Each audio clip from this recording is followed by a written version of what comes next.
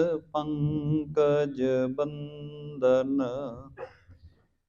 सिमरो अंगद दोख निकंदन दोख निकंदन अमरदास गुर हृदय ध्यावो हृदय ध्यावो श्री गुरु रामदास गुण गावो गुण गावो श्री अर्जन बिगनन के नासक बिगनन के नासक हर गोबिंद शुभ सुमत पर कासक सुमत पर कासक श्री हर राय नमो कर जोरी नमो कर जोरी श्री हर कृष्ण मनाए बहोरी मनाए बहोरी तेग बहादुर परम कृपाला जी परम कृपाला श्री गुरु गोबिंद सिंह विशाला सिंह विशाला तरों तरा पर पुन पुन सीसा जी पुन पुन सीसा बंदो बार बार जगतीसा जगतीसा गुरु नानक परसोतमं परम पुरावर नाथ जुगल चरण मम वंदना धर पार धर कार माथ जुगल चरण मम वंदना धर पार दर कार माथ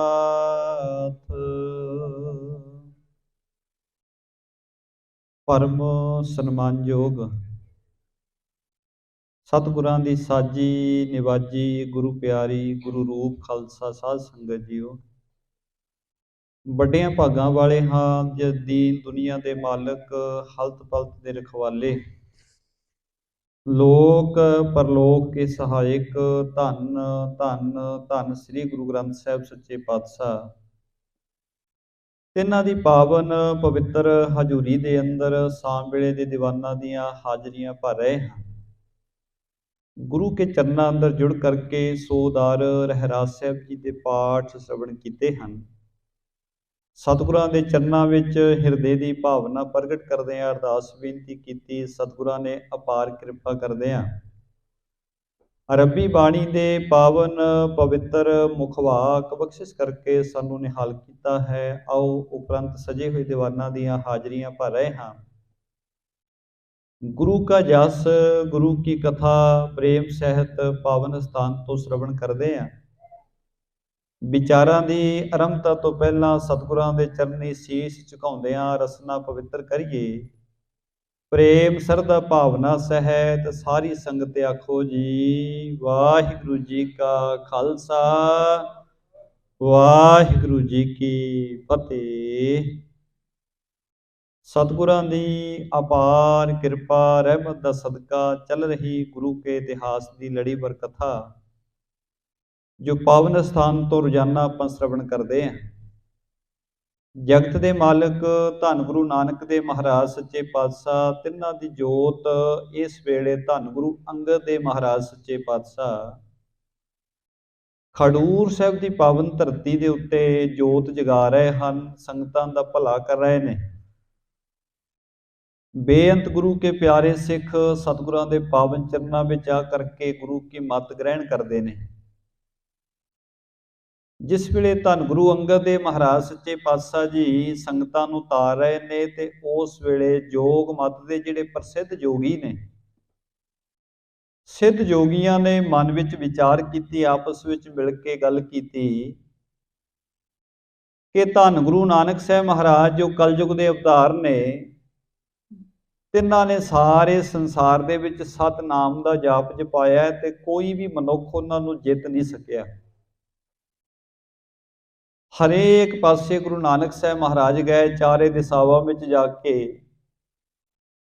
एक परमात्मा जी दे नाम दे नाल सारिਆਂ ਨੂੰ जोड़िया ते इस वेले गुरु नानक साहब महाराज तां सचखंड बयाना कर गए ने, पर वो अपनी जिम्मेवारी अपने सेवक नूं बख्शिश कर गए ने, जिन्हों गुरु अंगद देव महाराज जी दे नाम नाल संगतां जाणदियां ने। ते सिद्धां जोगियां ने विचारिया वेखना करिए जाके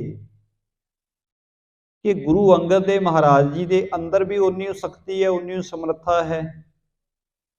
जाके एक बार परख करनी करिए, क्योंकि गुरु नानक साहब जी भी कई बार परख करते रहे, हराउण का भी यतन किया ते गुरु नानक साहब जी नूं जोग मत ग्रहण करने वास्ते, जोग मत दे विच लिजाण वास्ते भी बहुत उपराले उन्होंने किए,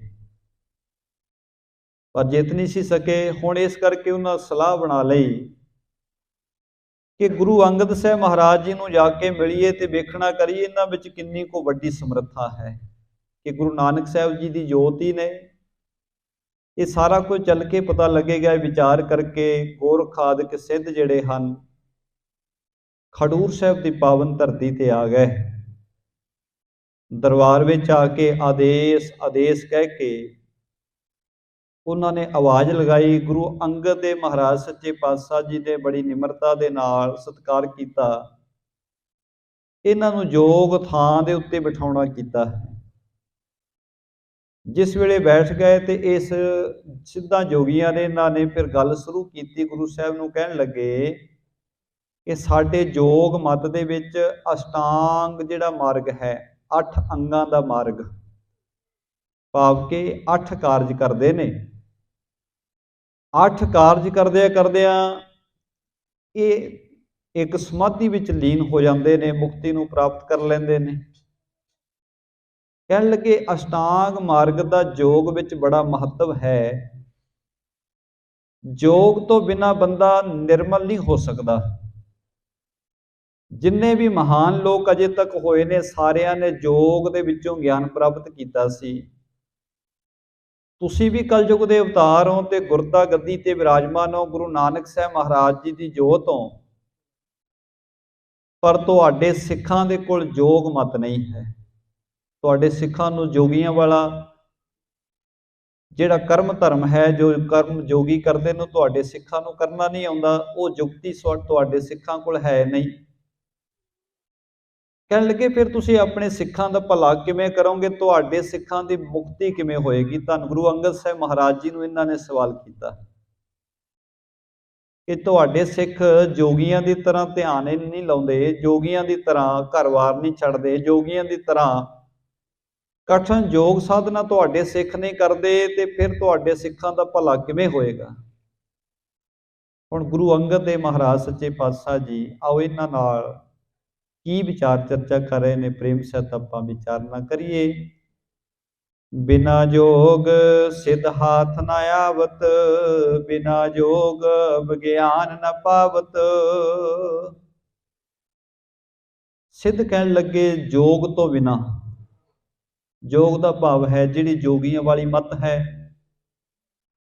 कहंदे जोग तो बिना बंदा सिद्धि नहीं प्राप्त कर सकता, अपने मन नूं सिद्ध नहीं कर सकता, शुद्ध नहीं कर सकता।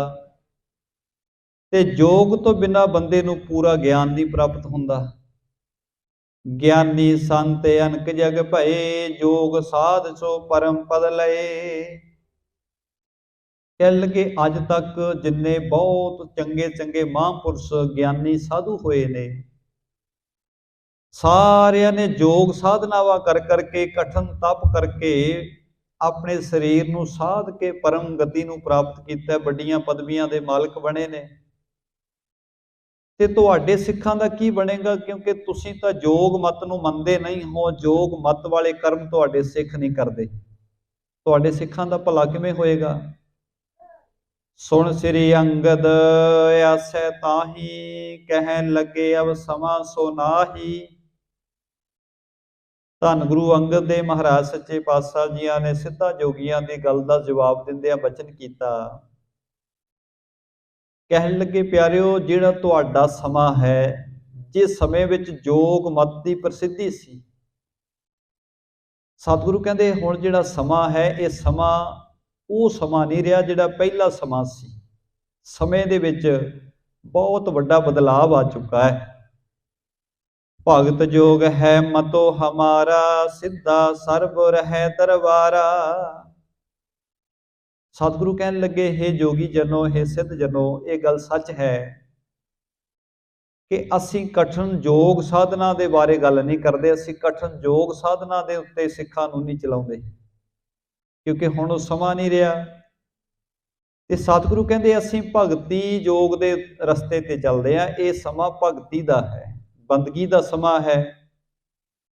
ਤੇ ਗੁਰੂ ਸਾਹਿਬ ਕਹਿੰਦੇ ਤੁਸੀਂ ਬਚਨ ਕੀਤਾ ਹੈ ਕਿ ਯੋਗ ਤੋਂ ਬਿਨਾਂ ਸਿੱਧਾ ਨਹੀਂ ਕੋਈ ਮਨੁੱਖ ਸਿੱਧਾ ਪ੍ਰਾਪਤ ਨਹੀਂ ਕਰ ਸਕਦਾ, ਪਰ ਸਾਡੇ ਦਰਬਾਰ ਵਿੱਚ ਸਾਰੀਆਂ ਸਿੱਧੀਆਂ ਰਹਿੰਦੀਆਂ ਨੇ, ਸਾਰੀਆਂ ਸਿੱਧੀਆਂ ਸਿੱਖ ਪ੍ਰਾਪਤ ਕਰ ਲੈਂਦੇ ਨੇ, ਕਿਉਂਕਿ ਗੁਰੂ ਕੀ ਬਾਣੀ ਦਾ ਵੀ ਆਪਾਂ ਵਚਨ ਪੜ੍ਹਦੇ ਆ। ਸਤਿਗੁਰੂ ਕਹਿੰਦੇ ਨਵ ਨਿਧੀ 18 ਸਿੱਧੀ, ਪਿੱਛੇ ਲੱਗੀਆਂ ਫਿਰੈ, ਜੋ ਹਰ ਹਿਰਦੈ ਸਦਾ ਵਸਾਏ। ਜਿਹੜਾ ਗੁਰੂ ਕਾ ਪਿਆਰਾ ਆਪਣੇ ਮਨ ਵਿੱਚ ਪ੍ਰਮਾਤਮਾ ਜੀ ਦੇ ਨਾਮ ਨੂੰ ਵਸਾ ਲੈਂਦਾ ਹੈ, ਰਿੱਧੀਆਂ ਸਿੱਧੀਆਂ ਜਿਹੜੀਆਂ ਕਰਾਮਾਤੀ ਸ਼ਕਤੀਆਂ ਨੇ ਉਹ ਸਿੱਖਾਂ ਦੇ ਪਿੱਛੇ ਤੁਰੀਆਂ ਫਿਰਦੀਆਂ ਨੇ, ਰੱਬ ਦੇ ਪਿਆਰਿਆਂ ਦੇ ਪਿੱਛੇ ਹਨ, ਹੱਥ ਜੋੜ ਕੇ ਖੜੋਦੀਆਂ ਨੇ। ਨਵ ਨਿਧੀ 18 ਸਿੱਧੀ, ਪਿੱਛੇ ਲੱਗੀਆਂ ਫਿਰੈ। ਗੁਰੂ ਸਾਹਿਬ ਕਹਿੰਦੇ ਉਹਦੇ ਤਾਂ ਪਿੱਛੇ ਪਿੱਛੇ ਤੁਰਦੀਆਂ ਨੇ, ਸੇਵਾ ਵਿੱਚ ਹਾਜ਼ਰ ਰਹਿੰਦੀਆਂ ਨੇ, ਜਿਨ੍ਹਾਂ ਦਾ ਹਿਰਦਾ, ਜਿਨ੍ਹਾਂ ਦਾ ਮਨ ਪਰਮਾਤਮਾ ਜੀ ਦੇ ਨਾਮ ਨਾਲ ਜੁੜਿਆ ਹੋਵੇ।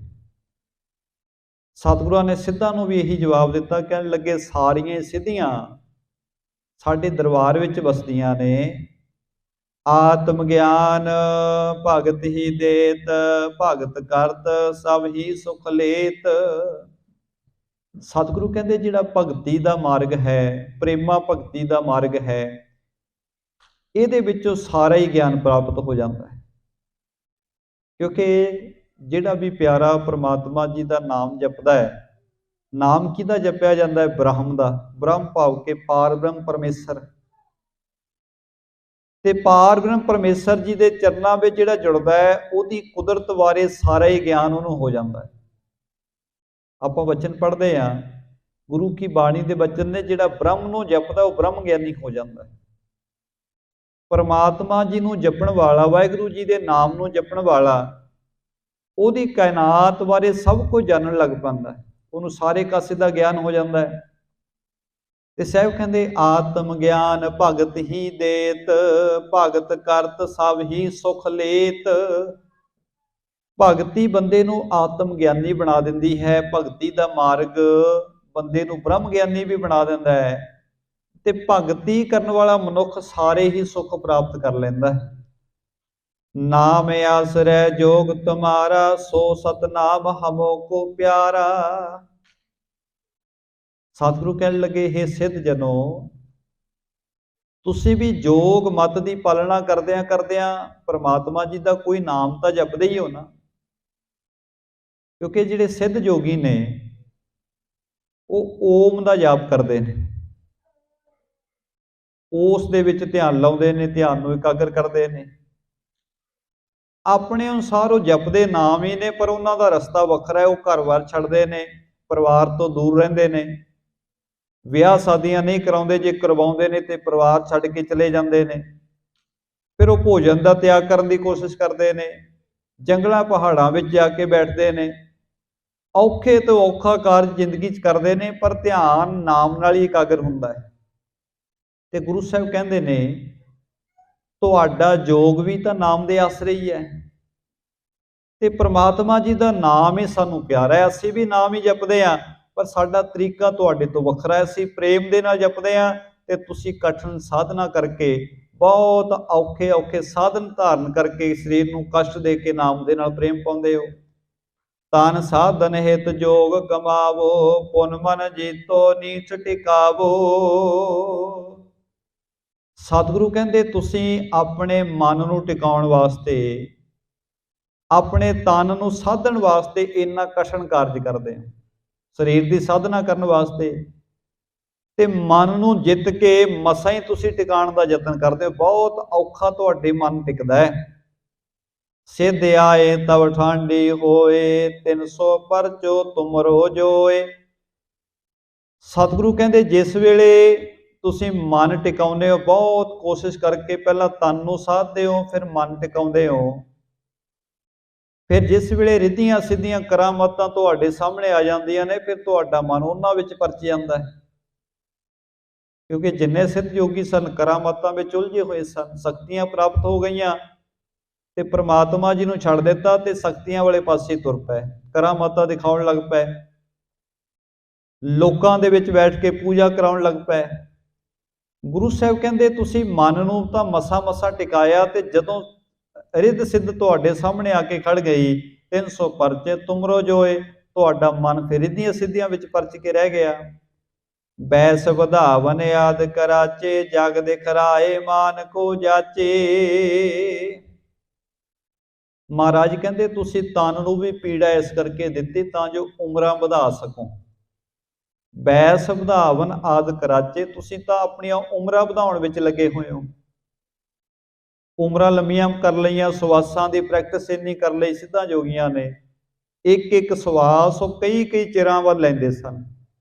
10ਵੇਂ ਦੁਆਰੇ ਵੀ ਸਵਾਸ ਚੜਾ ਲੈਂਦੇ ਸਨ। ਕਿਉਂਕਿ ਜਿਵੇਂ ਅੱਜ ਦਾ ਜਿਹੜਾ ਸਾਡਾ ਜੀਵਨ ਹੈ, ਅਸੀਂ ਜਦੋਂ ਤੱਕ ਸਿਮਰਨ ਵਿੱਚ ਨਹੀਂ ਜੁੜਦੇ, ਧਿਆਨ ਇਕਾਗਰ ਨਹੀਂ ਕਰਦੇ, ਤੇ ਸਾਡੇ ਸਾਹ ਉਖੜੇ ਰਹਿੰਦੇ ਨੇ। ਅਸੀਂ ਪੂਰਾ ਸਾਹ ਵੀ ਨਹੀਂ ਲੈਂਦੇ, ਸਾਡਾ ਸਾਹ ਤਾਂ ਗਲੇ ਤੱਕ ਹੀ ਜਾਂਦਾ, ਫਿਰ ਵਾਪਸ ਆ ਜਾਂਦਾ ਹੈ। ਜਿਨ੍ਹਾਂ ਦਾ ਧਿਆਨ ਇਕਾਗਰ ਹੋਵੇ, ਜਿਹੜੇ ਪ੍ਰਮਾਤਮਾ ਜੀ ਦੇ ਨਾਮ ਸਿਮਰਨ ਵਿੱਚ ਜੁੜਦੇ ਹੋਣ, ਉਹ ਡੂੰਘੇ ਸਾਹ ਲੈਂਦੇ ਨੇ, ਉਹਨਾਂ ਦਾ ਸਾਹ ਲੰਮਾ ਜਾਂਦਾ ਹੈ। ਜਿੰਨਾ ਬੰਦੇ ਦਾ ਮਨ ਜ਼ਿਆਦਾ ਚਿੰਤਾ ਵਿੱਚ ਹੈ, ਜ਼ਿਆਦਾ ਬੰਦਾ ਘਬਰਾਇਆ ਹੋਇਆ ਹੈ, ਉਹਨੇ ਸਾਹ ਛੋਟੇ ਹੋ ਜਾਂਦੇ ਨੇ, ਫਟਾਫਟ ਸਾਹ ਚੱਲਦੇ ਨੇ। ਇਸੇ ਕਰਕੇ ਜਦੋਂ ਬੰਦਾ ਘਬਰਾਇਆ ਹੋਵੇ, ਕਿਸੇ ਚਿੰਤਾ ਵਿੱਚ ਹੋਵੇ, ਸਾਹ ਤੇਜ਼ ਤੇਜ਼ ਲੈਂਦਾ ਹੁੰਦਾ, ਤੇ ਸਿਆਣੇ ਕਹਿੰਦੇ ਨੇ ਭਾਈ ਪਹਿਲਾਂ ਤੂੰ ਸਾਹ ਲੈ ਆਰਾਮ ਨਾਲ, ਲੰਮੇ ਸਾਹ ਲੈ। ਸਾਡੇ ਸਾਹ ਦਾ ਜਿਹੜਾ ਖੇਤਰ ਹੈ ਉਹ ਘਟ ਜਾਂਦਾ ਹੈ। ਸਿੱਧਾਂ ਯੋਗੀਆਂ ਨੇ ਇਹ ਸਮਾਂ ਵਧਾ ਲਿਆ ਸੀ, ਬਹੁਤ ਵਧਾ ਲਿਆ ਸੀ। ਉਹ ਕਈ ਵਾਰੀ ਸਵਾਸ ਚੜਾ ਕੇ ਬੈਠੇ ਰਹਿੰਦੇ ਸਨ, 6-6 ਮਹੀਨੇ ਭਗਤੀ ਵਿੱਚ ਬੈਠੇ ਰਹਿਣਾ, ਸਵਾਸ ਹੀ ਨਹੀਂ ਸੀ ਲੈਂਦੇ। ਤੇ ਜਦੋਂ ਸਵਾਸ ਨਹੀਂ ਸੀ ਖਤਮ ਹੁੰਦੇ, ਉਮਰਾਂ ਉਹਨਾਂ ਦੀਆਂ ਵੱਧ ਗਈਆਂ। ਪਰ ਜਿਸ ਵੇਲੇ ਉਮਰਾਂ ਵਧੀਆਂ ਤੇ ਉਹਨਾਂ ਨੂੰ ਵਧੀ ਹੋਈ ਉਮਰ ਦਾ ਹੰਕਾਰ ਹੋ ਗਿਆ। ਉਹ ਸੋਚਣ ਲੱਗ ਪਏ ਕਿ ਸਾਡੇ ਜਿੰਨਾ ਵੱਡਾ ਕੌਣ ਹੋ ਸਕਦਾ ਹੈ, ਅਸੀਂ ਇੰਨੀਆਂ ਵੱਡੀਆਂ ਉਮਰਾਂ ਦੇ ਮਾਲਕ ਹੋ ਗਏ ਹਾਂ। ਤੇ ਗੁਰੂ ਸਾਹਿਬ ਜੀ ਨੇ ਬਾਣੀ ਵਿੱਚ ਜਿਹੜਾ ਮਨੁੱਖ ਵੱਡੀ ਉਮਰ ਦਾ ਹੰਕਾਰ ਕਰਦਾ ਹੈ, ਗੁਰੂ ਸਾਹਿਬ ਕਹਿੰਦੇ ਨੇ ਵੱਡੀ ਉਮਰ ਦਾ ਤਾਂ ਭਾਈ ਸੱਪ ਵੀ ਹੁੰਦਾ ਹੈ। ਪਰ ਸੱਪ ਕੀ ਕਰਦਾ ਹੈ? ਸੱਪ ਦੀ ਉਮਰ ਤਾਂ ਬਹੁਤ ਲੰਮੀ ਹੁੰਦੀ ਹੈ। ਸੱਪ ਕਦੇ ਵੀ ਕਿਸੇ ਨੇ ਕੁਦਰਤੀ ਮੌਤ ਤੇ ਮਰਦਾ ਨਹੀਂ ਵੇਖਿਆ, ਉਹਨੂੰ ਕੋਈ ਨਾ ਕੋਈ ਮਨੁੱਖ ਮਾਰਦਾ ਹੀ ਹੈ। ਤੇ ਜਦੋਂ ਉਹਨੂੰ ਮਾਰਦੇ ਵੀ ਆ, ਉਹਦੀ ਜਾਨ ਅਜੇ ਪੂਰੀ ਨਹੀਂ ਨਿਕਲੀ ਹੁੰਦੀ, ਉਹਨੂੰ ਜਿਉਂਦੇ ਨੂੰ ਵੀ ਅਸੀਂ ਧਰਤੀ 'ਚ ਦੱਬ ਦਿੰਦੇ ਹਾਂ। ਅਜੇ ਉਹ ਹਿੱਲ ਰਿਹਾ ਹੁੰਦਾ ਹੈ, ਉਹਦੀ ਜਾਨ ਬੜੀ ਔਖੀ ਨਿਕਲਦੀ ਹੈ। ਸੱਪ ਦੀ ਉਮਰ ਲੰਮੀ ਹੈ, ਪਰ ਸਤਿਗੁਰੂ ਕਹਿੰਦੇ ਨੇ ਸਿਮਰਨ ਤੋਂ ਬਿਨਾਂ ਜੇ ਬੰਦਾ ਲੰਮੀ ਉਮਰ ਦਾ ਵੀ ਹੈ, ਸੱਪ ਤੋਂ ਚੰਗਾ ਨਹੀਂ ਹੈ, ਸੱਪ ਤੋਂ ਜ਼ਿਆਦਾ ਚੰਗਾ ਨਹੀਂ। ਕਿਉਂਕਿ ਜੇ ਸਿਮਰਨ ਨਹੀਂ ਕੀਤਾ, ਬੰਦਗੀ ਨਹੀਂ ਕੀਤੀ, ਉਮਰ ਭਾਵੇਂ ਕਿੰਨੀ ਲੰਮੀ ਹੋ ਜਾਏ, ਸਾਰੀ ਉਮਰ ਜ਼ਹਿਰ ਹੀ ਉਗਲਦਾ ਸੱਪ ਰਿਹਾ ਤੇ ਬੰਦਾ ਵੀ ਜ਼ਹਿਰ ਹੀ ਉਗਲਦਾ ਰਹਿੰਦਾ ਹੈ। ਫਿਰ ਉਸ ਉਮਰ ਦਾ ਕੀ ਲਾਭ ਹੋਇਆ? ਉਮਰ ਭਾਵੇਂ ਕਿੰਨੀ ਵੀ ਹੋਵੇ, ਪਰ ਹੋਵੇ ਪ੍ਰਮਾਤਮਾ ਜੀ ਦੇ ਪ੍ਰੇਮ ਵਿੱਚ ਰੰਗਿਆ ਹੋਇਆ। ਉਮਰ ਭਾਵੇਂ ਥੋੜੀ ਹੋਵੇ ਤੇ ਭਾਵੇਂ ਬਹੁਤੀ ਹੋਵੇ, ਪਰ ਮੰਗੀਏ ਇਹ ਕਿ ਪ੍ਰਮਾਤਮਾ ਜੀ ਦੇ ਸਿਮਰਨ ਵਿੱਚ, ਬੰਦਗੀ ਵਿੱਚ ਲੱਗਿਆ ਬਤੀਤ ਹੋਵੇ। ਗੁਰੂ ਸਾਹਿਬ ਕਹਿੰਦੇ ਤੁਸੀਂ ਉਮਰਾਂ ਵਧਾ ਲਈਆਂ, ਜਗ ਤੇ ਖਰਾਏ ਮਾਨ ਕੋ ਜਾਚੇ, ਫਿਰ ਦੁਨੀਆ ਨੂੰ ਦਿਖਾਉਣ ਲੱਗ ਪਏ ਵੇਖੋ ਅਸੀਂ ਕਿੰਨੀ ਵੱਡੀ ਉਮਰ ਦੇ ਮਾਲਕ ਹਾਂ, ਸਾਡੀਆਂ ਉਮਰਾਂ ਕਿੰਨੀਆਂ ਵੱਡੀਆਂ ਹੋ ਗਈਆਂ। ਪਿਛਲੇ ਦਿਨਾਂ ਵਿੱਚ ਵੀ ਬੇਨਤੀ ਕੀਤੀ ਸੀ ਕਿ ਗੁਰੂ ਨਾਨਕ ਸਾਹਿਬ ਮਹਾਰਾਜ ਸੱਚੇ ਪਾਤਸ਼ਾਹ ਜੀ ਨੂੰ ਵੀ ਇਹ ਸਿੱਧ ਜੋਗੀ ਬੱਚਾ ਕਹਿ ਕੇ ਸੰਬੋਧਨ ਕਰਦੇ ਸਨ, ਬਾਲਕ ਕਹਿੰਦੇ ਸਨ। ਕਿਉਂਕਿ ਕਿੱਥੇ ਇਹਨਾਂ ਦੀ ਸੈਂਕੜੇ ਸਾਲ ਦੀ ਉਮਰ, ਤੇ ਸਤਿਗੁਰਾਂ ਦੀ ਉਸ ਵੇਲੇ ਉਮਰ 35-40 ਸਾਲ ਦੇ ਕਰੀਬ ਸੀ। ਵੱਡੀਆਂ ਉਮਰਾਂ ਵਾਲਿਆਂ ਦੇ ਸਾਹਮਣੇ गुरु साहब जी की उम्र बालकां वाली लगती सी। इन्हां ने बालका कह के गुरु साहब नूं संबोधन किया, पर जिस वेले गुरु साहब के बचन सुने, गुरु साहब जी के कोलों ज्ञान दीयां गल्लां सुनियां, ते फिर इन्हां कहा कि धन नानक तेरी वड्डी कमाई। फिर क्या वड्डे हो तुसीं, पहलां तां बालक कह के संबोधन किया सी। भाव के हंकार सी इन्हां दे मन विच, इसे करके गुरु महाराज दूसरे पासा इन्हां नूं कह रहे ने, कहंदे सिद्ध जनो तुसीं उमरां तां वधा लईआं, पर तुहानूं माण बड़ा हो गया उम्र वधाई दा। जाते रहो अनात्म माही, ब्रह्मात्म को जानो नाही। सतगुरु कहंदे भाई तुसीं तां इस संसार दी मोह माया विच ही उलझ के रह गए, क्योंकि रिद्धियां सिद्धियां भी जिहड़ियां ने ये भी माया का ही एक रूप है। असीं जिवें आम संसारी मनुख है, बंदा माया दे रूप पैसे विच उलझिया रहिंदा है, जमीन जायदाद विच उलझिया रहिंदा है, ते जिहड़े आ पैसे तो थोड़ा जिहा उपर उठ गए, वो मान वडियाई शोभा विच उलझ के रह गए, पर है वो भी माया दे अधीन ही ने। जिहड़े उस तो उपर उठे वो करामातां विच उलझ के रह गए, है वो भी माया का ही रूप है। माया के तिन्ने रूपों में रजोगुण, तमोगुण ते सतोगुण, ये तीन रूप ने माया दे। भाव के पैसा जमीन जायदाद एक तो रूप ये हो गया, एक संसार की शोभा वडियाई सुंदरता हो गई, कोई इत्थे उलझ के रह गया, ते कोई रिद्धियां सिद्धियां दे करामातां दे चक्रां विच उलझ के रह गया, है वो भी माया के प्रभाव विच ही। जिहड़ा इन्हां तिन्नां तो बाहर निकल जाता है वो परमात्मा जी के नाम नाल जुड़दा है। ते सतगुरु कहंदे ब्रह्मात्म को जानो नाही, तुसी रब जी के घर बारे तो कुछ जानिया ही नहीं, परमात्मा जी के घर बारे तुसी अजे तक जानिया ही नहीं। तुसी तो संसार के मोह माया विच, संसार के भरमां विच ही पै के रह गए। जोग जुगत ते छूछे रहे, आत्म को रस नाहिन लहे। सतगुरु कहन लगे प्यारिओ तुसी जोग धर्म का धारण किया होया, पर जोग मत की जुगती नहीं तुहानू आई, जुड़न का तुहानू नहीं पता लग्या। आपां गुरु नानक साहब महाराज जी के भी बचन पढ़ते हैं, सतगुरां ने उस वेले दे जिहड़े तीन धर्म चलते हैं उन्हां दे धार्मिक आगूआं का जिक्र किया है। साहब कहते जोगी जुगत ना जाने अंध, पहला बचन किया काजी कूड़ बोल मल खाए। उस वेले का मुख धर्म है मुसलमान, ते मुसलमानां दे विच जिहड़ा काजी है मौके का जज है, उहदे कोले इंसाफ है। पर जिहड़ा काजी सी वो की करदा सी, जिहदे हत्थ विच इंसाफ करना सी वो पैसे लैके इंसाफ बेच दिंदा सी। ते गुरु साहब कहंदे काजी कूड़ बोल मल खाए, झूठ बोल के काजी जिहड़ा है मौके का धार्मिक आगू मैल खा रहा है। ते साहब कहंदे ब्राह्मण नहावे जियां घाए। और दूसरे धर्म दे विच, हिंदू धर्म दे विच ब्राह्मण प्रमुख सी, ते ब्राह्मण की करदा सी, धर्म का आसरा लैके लोकां नूं लुट लुट के खा रहा सी। ते गुरु साहब कहंदे लोकां दे खून पसीने की कमाई दे विच इशनान कर रहा है, भाव के लोकां दा लहू पी रहा है ब्राह्मण जिहड़ा है। ब्राह्मण नहावे जियां घाए। अगले वचन सतगुरां कीते जोगी जुगत ना जाने अंध। सतगुरु कहंदे बिल्कुल अन्ना हो चुका है जोगी, जोगी नूं जुगती का ही नहीं पता, परमात्मा जी के घर नाल जुड़न दे राह का ही नहीं पता, पर कह रहा मैं बहुत चंगा जोगी बनया होया। जोगी जुगत ना जाने अंध, तीने उजाड़े घवंद। गुरु साहब कहते तिन्ने ही जिहड़े धार्मिक आगू ने इन्हां ने समाज विच उजाड़ा पाया पिया। भाव के कहाउंदे धर्म के आगू ने, पर धर्म की गल इन्हां दे कोल है नहीं। तीने उजाड़े घवंद, ये धर्म की दुनिया विच, संसार दे विच उजाड़ा पाई बैठे ने। इत्थे गुरु अंगद साहब महाराज कहंदे जोग जुगत ते छूछे रहे, तुसी तां जोग जुगती तो खाली रह गए भाई। क्योंकि जोग का जिवें आपां कहने सिख का अर्थ हुंदा सिखण वाला, उस तरह जोग का अर्थ हुंदा जुड़िया होया, जुड़ना परमात्मा दे नाल, वाहिगुरू दे नाल जुड़े हुए नूं जोगी कहा गया। सतगुरु कहंदे जुड़न की तां समझ ही नहीं तुहानूं है ही। जुगती जिहड़ी सी, तरीका जिहड़ा सी परमात्मा जी नाल जुड़न दा, उहदे तों तां तुसीं खाली रह गए। आत्म को रस नाहिन लहे, ਤੁਸੀਂ ਅੰਦਰਲਾ ਰਸ ਮਾਣਿਆ ਹੀ ਨਹੀਂ, ਬੰਦਗੀ ਦਾ ਰਸ ਤੁਸੀਂ ਮਾਣਿਆ ਹੀ ਨਹੀਂ। ਜਿਮ ਸ੍ਰੀ ਨਾਨਕ ਜੋਗ ਵਖਾਨਾ, ਸੋ ਹਮ ਕਰੇ ਤੁਮੇ ਤੁਮ ਕਾਨਾ। ਧੰਨ ਗੁਰੂ ਅੰਗਦ ਦੇਵ ਮਹਾਰਾਜ ਕਹਿੰਦੇ, ਇਹ ਜੋਗੀ ਜਨੋ, ਆਓ ਤੁਹਾਨੂੰ ਗੁਰੂ ਨਾਨਕ ਸਾਹਿਬ ਜੀ ਦੇ ਬਚਨ ਸੁਣਾਈਏ। ਆਓ ਤੁਹਾਨੂੰ ਗੁਰੂ ਨਾਨਕ ਸਾਹਿਬ ਜੀ ਨੇ ਕੀ ਬਚਨ ਕੀਤੇ ਨੇ ਤੁਹਾਡੇ ਬਾਰੇ, ਆਓ ਤੁਹਾਨੂੰ ਪ੍ਰੇਮ ਨਾਲ ਸੁਣਾਉਣਾ ਕਰੀਏ। ਇਹ ਕਹਿ ਕੇ ਗੁਰੂ ਅੰਗਦ ਦੇਵ ਮਹਾਰਾਜ ਸੱਚੇ ਪਾਤਸ਼ਾਹ ਜੀ ਸੂਹੀ ਰਾਗ ਦੇ ਵਿੱਚ ਗੁਰੂ ਨਾਨਕ ਸਾਹਿਬ ਜੀ ਦਾ ਇੱਕ ਸ਼ਬਦ ਸੁਣਾਉਣ ਲੱਗ ਪਏ। ਸੂਹੀ ਮਹੱਲਾ ਪਹਿਲਾ, ਘਰ ਸਤਵਾ, ਇੱਕ ਓੰਕਾਰ ਸਤਿਗੁਰ ਪ੍ਰਸਾਦ।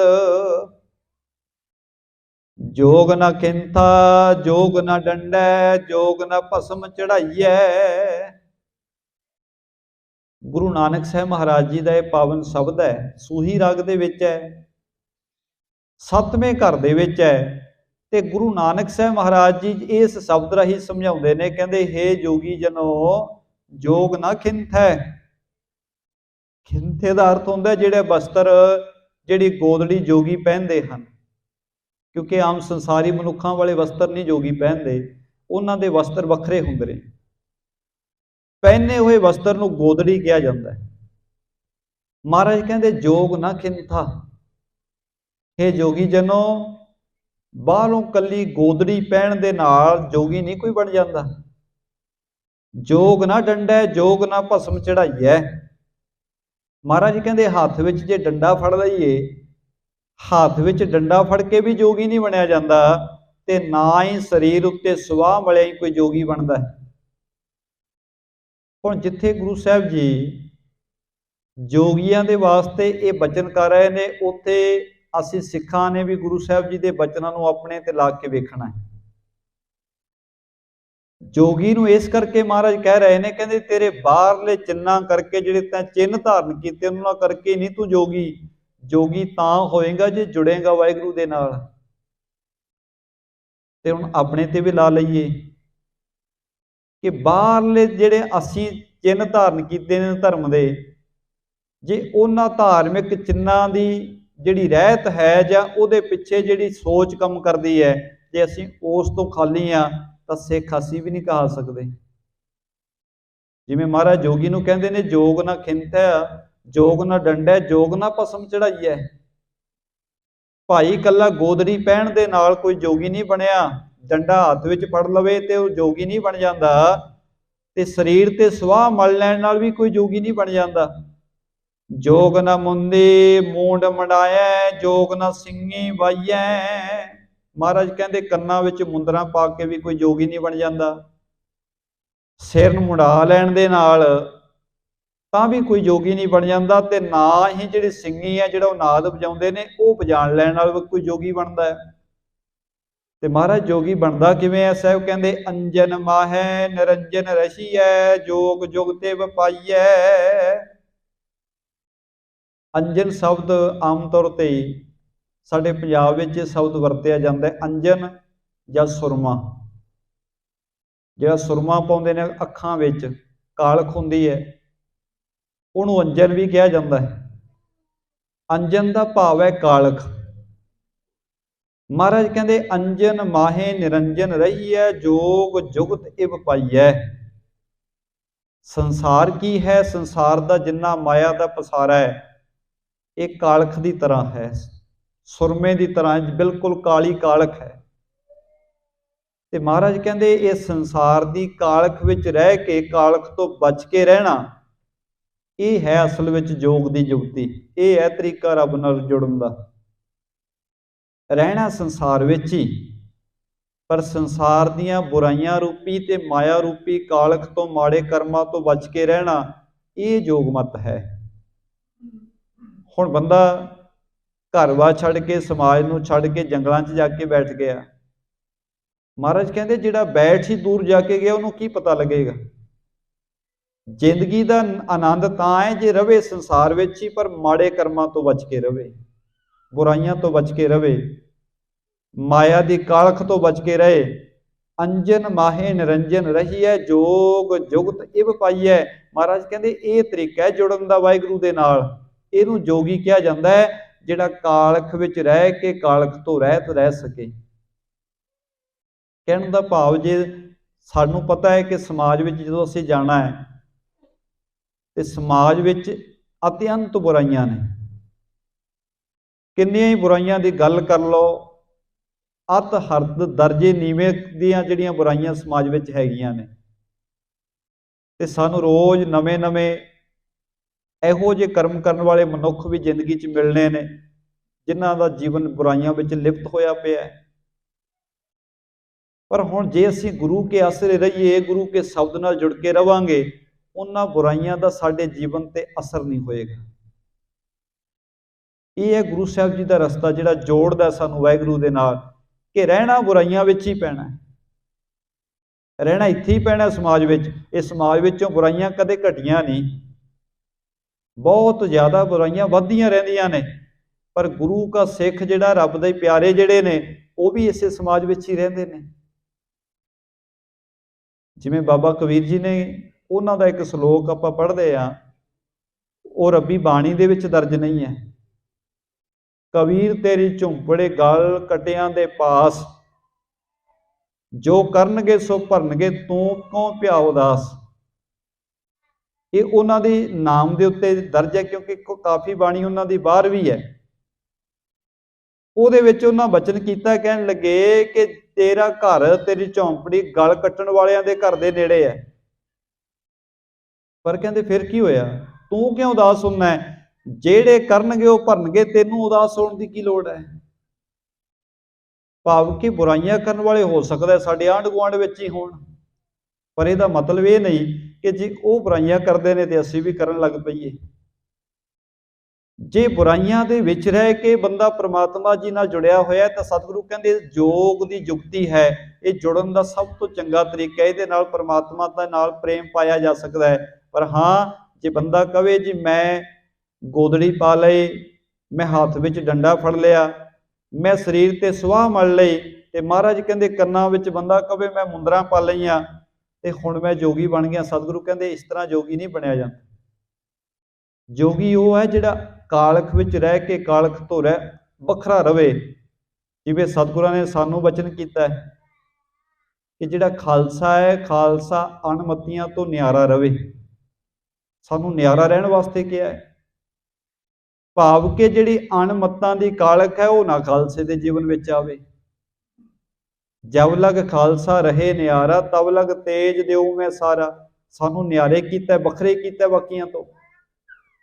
ਦੁਨੀਆ ਕੁਝ ਵੀ ਕਰਦੀ ਰਹੇ, ਸੰਸਾਰ ਦੇ ਲੋਕੀ ਕੁਝ ਵੀ ਕਰਦੇ ਰਹਿਣ, ਪਰ ਸਿੱਖ ਨੂੰ ਇਹ ਗੱਲ ਦਾ ਚੇਤਾ ਹੋਵੇ, ਗੁਰੂ ਨੇ ਮੈਨੂੰ ਨਿਆਰਾ ਜੀਵਨ ਦਿੱਤਾ ਹੈ, ਮੇਰੇ ਵਾਸਤੇ ਜੀਵਨ ਵੱਖਰਾ ਹੈ, ਮੇਰੇ ਵਾਸਤੇ ਰਾਹ ਵੱਖਰੇ ਨੇ, ਇਹ ਮੇਰੇ ਗੁਰੂ ਨੇ ਮੈਨੂੰ ਵੱਖਰਾ ਕੀਤਾ ਹੈ, ਤੇ ਮੈਂ ਦੂਜੇ ਲੋਕਾਂ ਦੀ ਰੀਸ ਵਿੱਚ ਪੈ ਕੇ ਆਪਣੇ ਜੀਵਨ ਨੂੰ ਕਲੰਕਿਤ ਨਾ ਕਰਾਂ। ਇੱਥੇ ਸਾਹਿਬ ਜੀ ਬਚਨ ਕਰਦੇ ਨੇ, ਗੁਰੂ ਅੰਗਦ ਦੇਵ ਮਹਾਰਾਜ ਪਹਿਲੇ ਪਾਤਸ਼ਾਹ ਜੀ ਦਾ ਸ਼ਲੋਕ ਜਿਹੜਾ ਸ਼ਬਦ ਹੈ ਜੋਗੀਆਂ ਨੂੰ ਸੁਣਾ ਰਹੇ ਨੇ।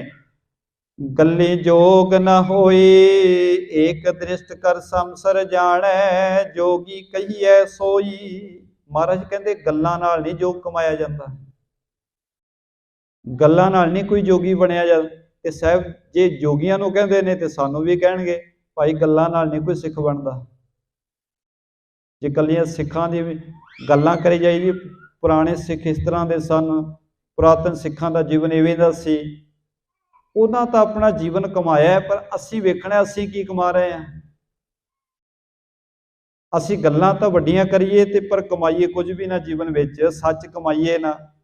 ਤੇ ਜਦੋਂ ਉਦਾਹਰਨ ਦੇਣੀ ਹੋਵੇ ਤੇ ਉਦਾਹਰਨ ਅਸੀਂ ਗੁਰੂ ਗੋਬਿੰਦ ਸਿੰਘ ਮਹਾਰਾਜ ਜੀ ਦੀ ਦਈਏ, ਤੇ ਆਪ ਅਸੀਂ ਜ਼ਿੰਦਗੀ 'ਚ ਗੁਰੂ ਸਾਹਿਬ ਦੀ ਸਿੱਖਿਆ ਨੂੰ ਨਾ ਕਮਾਈਏ ਤਾਂ ਉਹ ਕੇਵਲ ਗੱਲਾਂ ਰਹਿ ਜਾਂਦੀਆਂ। ਤੇ ਸਾਹਿਬ ਜੀ ਨੇ ਇਸੇ ਕਰਕੇ ਕਿਹਾ, ਕਹਿੰਦੇ ਗੱਲੀ ਜੋਗ ਨਾ ਹੋਈ, ਗੱਲਾਂ ਦੇ ਨਾਲ ਜੋਗ ਦੀ ਪ੍ਰਾਪਤੀ ਨਹੀਂ ਹੁੰਦੀ। ਏਕ ਦ੍ਰਿਸ਼ਟ ਕਰ ਸੰਸਰ ਜਾਣੈ, ਜੋਗੀ ਕਹੀਐ ਸੋਈ। ਜੇ ਇੱਕ ਦ੍ਰਿਸ਼ਟੀ ਦੇ ਨਾਲ ਸਾਰਿਆਂ ਨੂੰ ਬਰਾਬਰ ਵੇਖੇ, ਕਿਉਂਕਿ ਜੋਗੀ ਸਾਰਿਆਂ ਨੂੰ ਬਰਾਬਰ ਵੇਖ ਨਹੀਂ ਸੀ ਰਹੇ। ਉਹ ਕਹਿੰਦੇ ਸਨ ਅਸੀਂ ਸਾਰਿਆਂ ਤੋਂ ਸਿਰਮੌਰ ਹਾਂ। ਕਿਉਂ? ਕਿਉਂਕਿ ਅਸੀਂ ਬਹੁਤ ਕਠਿਨ ਸਾਧਨਾ ਕੀਤੀ ਹੋਈ ਹੈ, ਸਾਡੀਆਂ ਉਮਰਾਂ ਵੱਡੀਆਂ ਨੇ, ਸਾਡੇ ਕੋਲੇ ਕਰਾਮਾਤਾਂ ਨੇ, ਅਸੀਂ ਆਮ ਸੰਸਾਰੀ ਲੋਕਾਂ ਤੋਂ ਬਹੁਤ ਉੱਚੇ ਹਾਂ।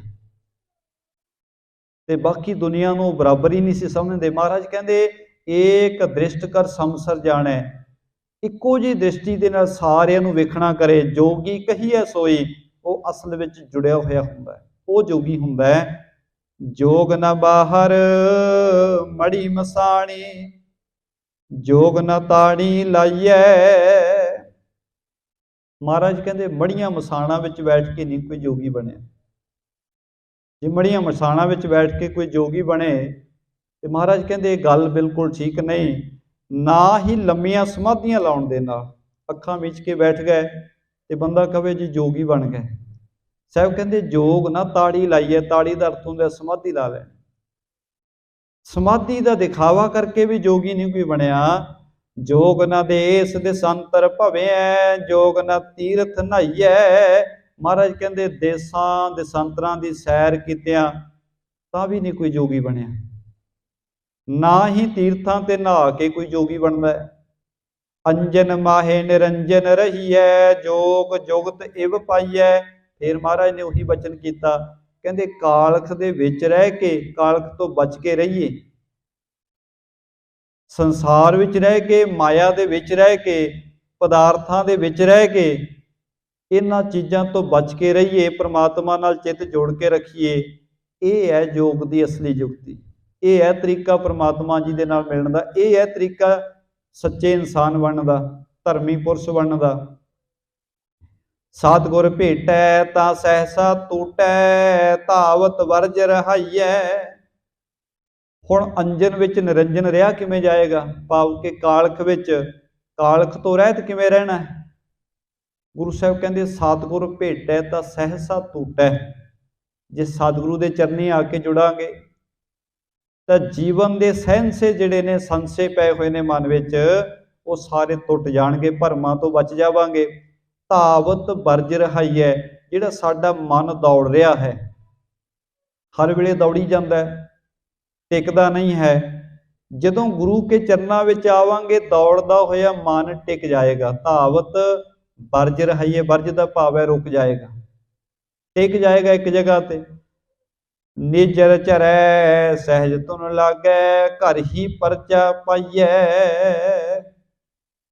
ਜਿਹੜਾ ਅੰਦਰੋਂ ਅੰਮ੍ਰਿਤ ਰਸ, ਇੱਕ ਰਸ ਝੜਦਾ ਹੈ, ਜਦੋਂ ਉਹਦੇ ਵਿੱਚ ਧਿਆਨ ਲੱਗ ਜਾਂਦਾ ਹੈ ਤੇ ਸਤਿਗੁਰੂ ਦੇ ਉਪਦੇਸ਼ ਨੂੰ ਬੰਦਾ ਜੀਵਨ ਵਿੱਚ ਕਮਾ ਲੈਂਦਾ ਹੈ।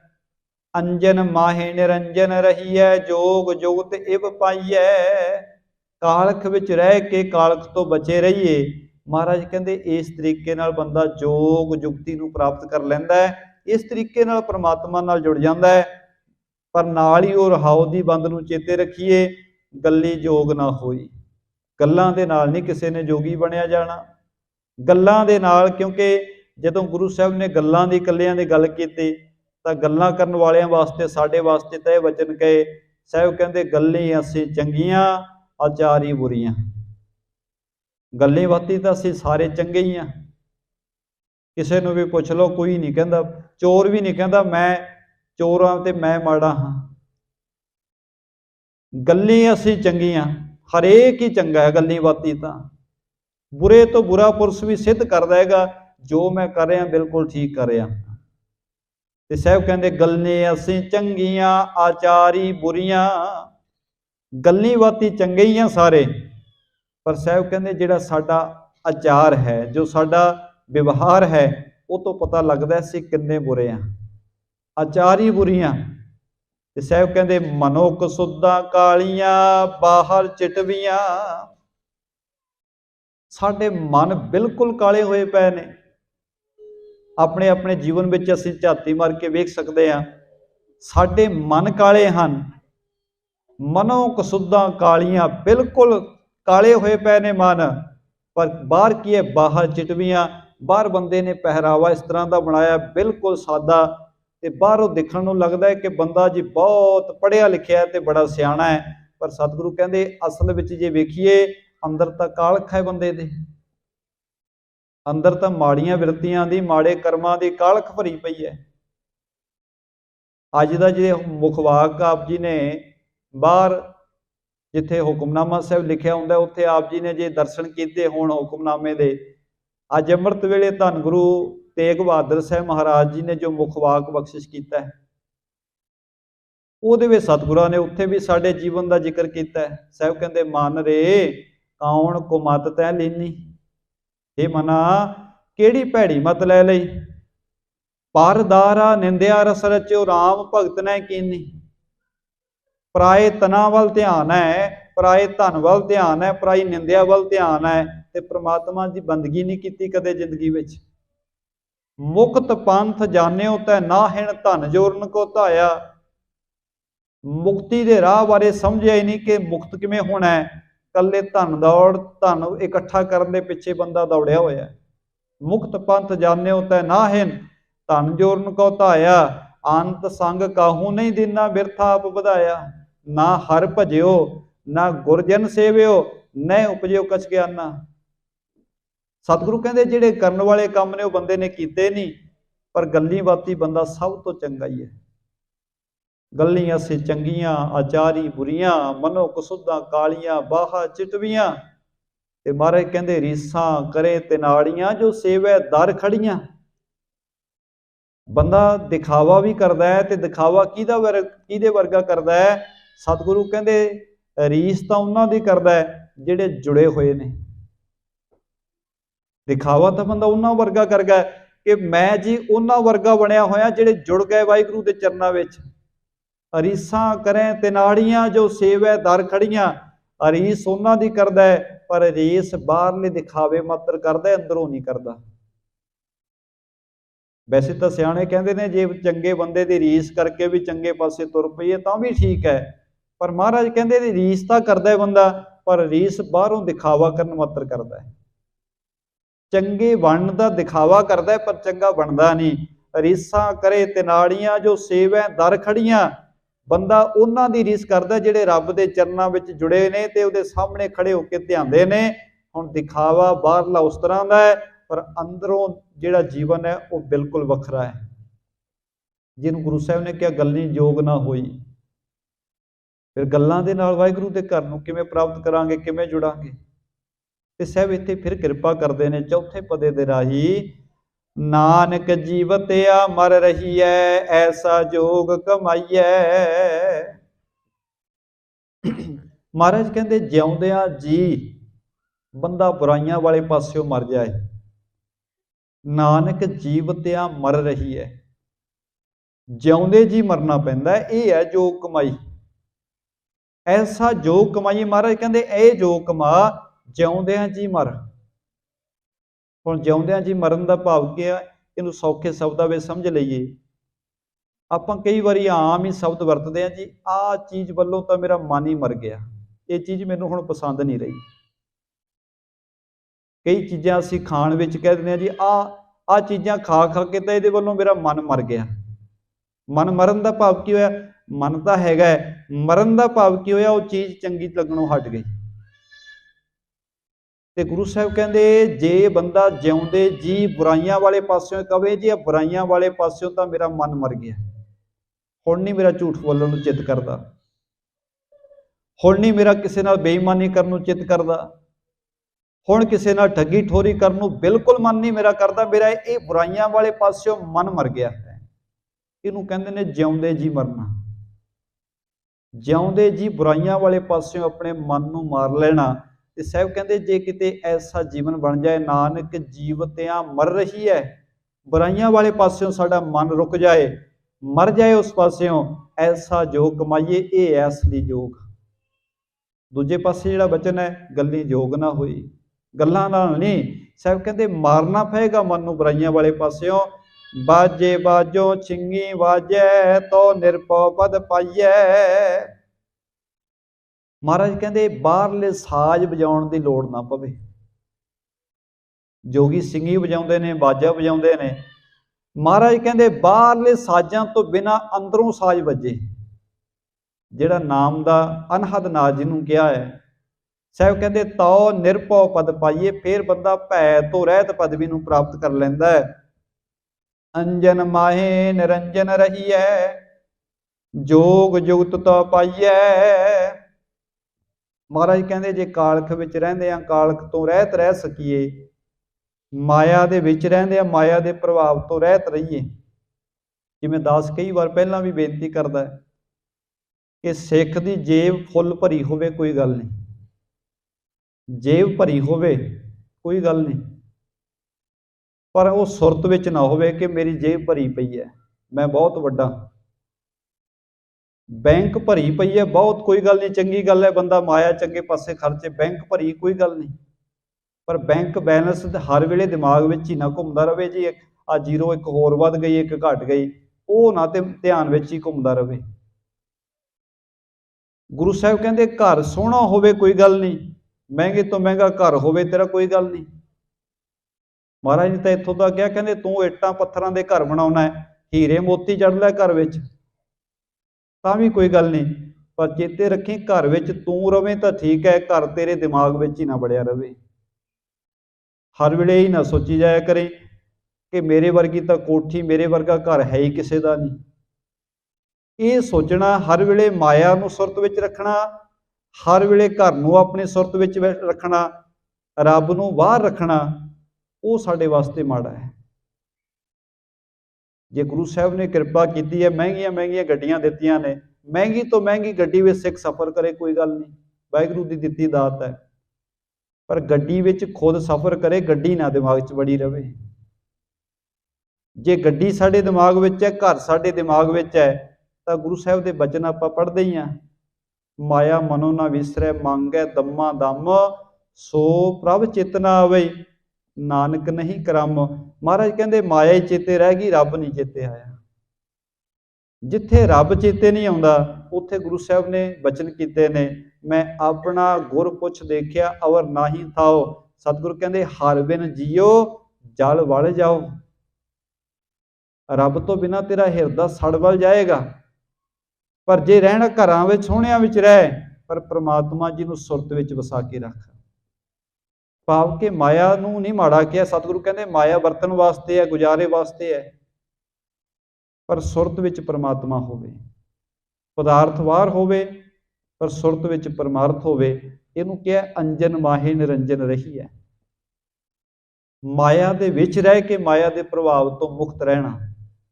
ਤੇ ਸਾਹਿਬ ਕਹਿੰਦੇ ਜੋਗ ਜੁਗਤ ਤੋਂ ਪਾਈਏ, ਤਾਂ ਭਾਈ ਜੋਗ ਦਾ ਜਿਹੜਾ ਅਸਲੀ ਮਾਰਗ ਹੈ, ਜੁੜਨ ਦਾ ਇਹ ਤਰੀਕਾ ਹੈ ਵਾਹਿਗੁਰੂ ਦੇ ਪ੍ਰਮਾਤਮਾ ਦੇ ਘਰ ਨਾਲ, ਇਹ ਅਸਲੀ ਰਾਹ ਹੈ।